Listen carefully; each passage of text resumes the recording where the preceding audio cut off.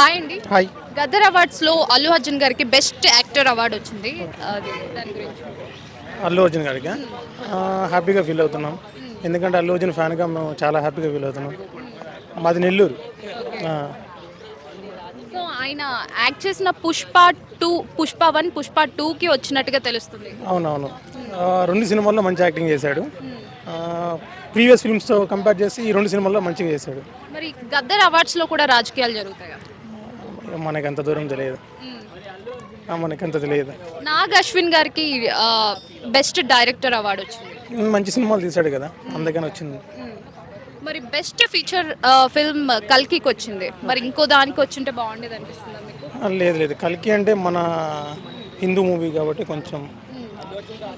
మరి అల్లు అర్జున్ కాకపోయింటే ఇంకో ఇంకో హీరోకి ఎవరికి వచ్చుండేది అనుకుంటున్నారు గద్దర్ అవార్డ్? ఎన్టీఆర్. ఎన్టీఆర్. ఆ! అంటే ఏ మూవీ? అన్ని మూవీస్ బావుంటాయి ఎన్టీఆర్‌యి. హ్మ్. హ్మ్. ఒక మూవీ అని ఏం లేదు. అన్నిటికి బావుంటాయి. హ్మ్. మరి అల్లు అర్జున్‌కి ఏమైనా చెప్పాలనుకుంటున్నారా?